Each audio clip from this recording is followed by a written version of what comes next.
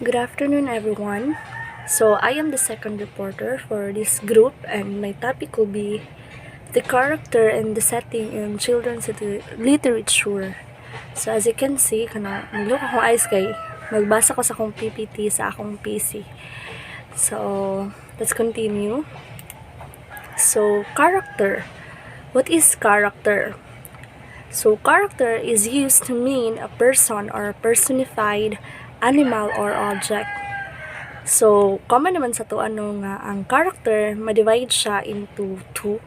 Common siya like ang the antagonist and the protagonist. So, again, i-recap na ko like what is antagonist? It is the kanang person who is kanang actively opposes, is hostile to something or someone, which is the kalaban niya siya ang antagonist. Well, the protagonist, on the other hand, is the main character.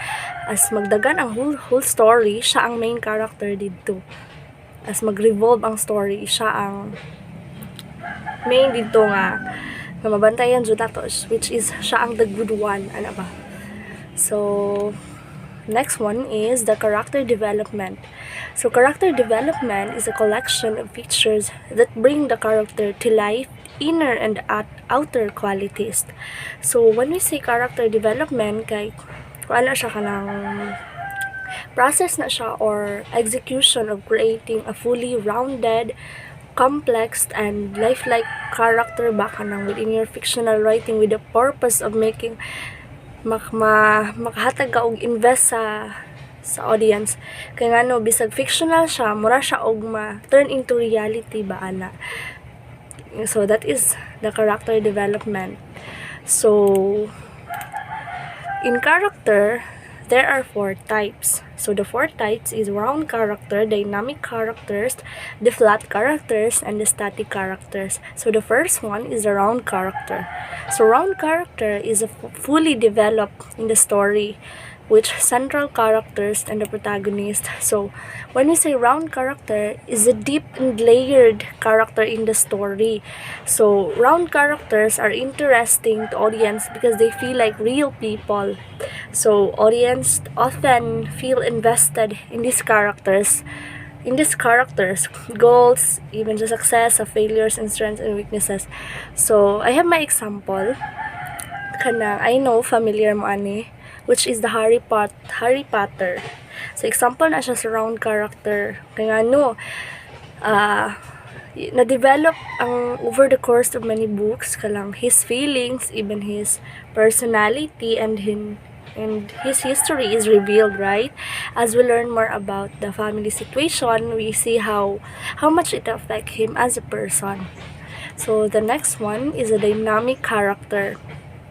So dynamic character is changes in the course of the action. So dynamic character is one who learns a lesson as a person. It's either better man or worst. So most main characters and major characters in the story are the dynamic. So muna na siya ang protagonist. Sila ang ma-consider as a dynamic nga character because dynamic characters are opposite of statistic characters. So i-discuss mo na ko na later on ang statistics. Well, dynamic characters mo good change throughout a story. So ang statics kay i-discuss ako siya later on. So maka example in literature, a dynamic character is one that undergoes an inner exchange within the story, such as a change of their personality rather, or an attitude change. So one of famous example of a dynamic character is katong Ebenezer. I don't know if you're familiar with this. Ebenezer Scrooge kato. So at the beginning of A Christmas Carol, Scrooge is a grouchy old man worried about his money. Mao na siya ang kanang gamay lang nga kanang content about anang story.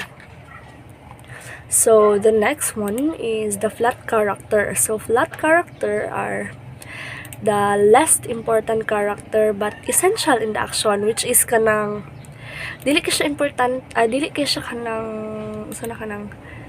hindi ka siya importante ba, pero kailangan siya dapon makita sa as ang movie mag-go or ang story as mag-go on. So flat character man good is a two-dimensional character, lacking of depth or a real personality. Usually, flat characters kasi have just one or two perfunctory traits. So, familiar mo tong The Wizard of Oz katong ano. So the weak ang weak witch of the West is an example of flat character katong weak witch didto nga sa katong movie. So she is no more than the villain of the piece who attempts to sabotage Dorothy and her friends. So by including this flat character, it creates conflict in the story. So mo na consider siya og flat character. So the next one is the static character. So static characters, no change in the course of the story, or even sa flat characters. So stereotypes and foils. A minor character whose traits are in direct contrast to the main character. So when we say kasi a static character is a type of character who remains largely the same throughout the course of the storyline. So their environment may change, but they retain the same personality and outlook as they had the beginning of the story. So it's common for secondary characters in the story to be statistic. So statistic character is isa siya sa kanang mag-undergo og inner changes. Siya na ang mag-inner changes kay sige lang kay sa last slide man aning character ipakita na ko og unsa ang mga analysis sa mga character. So mo siya ni ang character nga mag-undergo og changes, mga little change.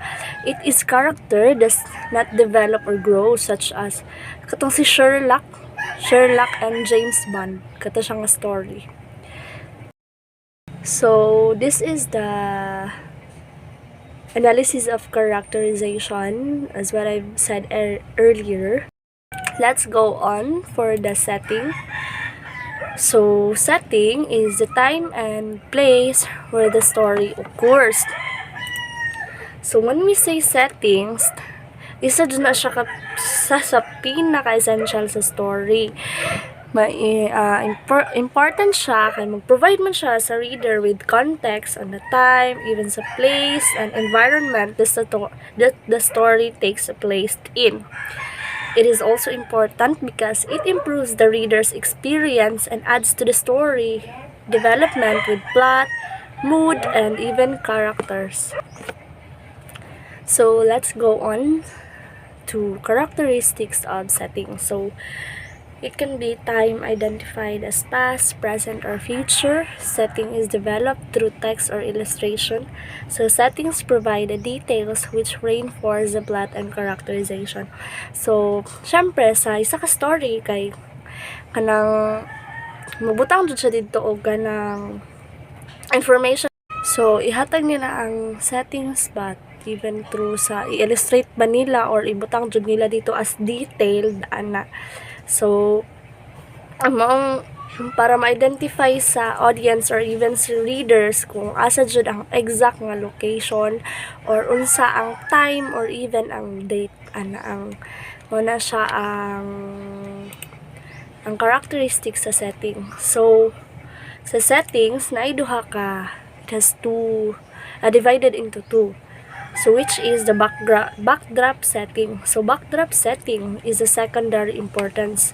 So the story focus is likely to be on characters or character confrontation, dialogue, actions, and even sa development. So backdrop setting is setting that is kanang visually imaginative and appealing to the audience but is not significant to the plot of the story. You know, you are reading backdrop setting description if the setting is not described in a great detail or even the development in the plot of the story could happen anywhere.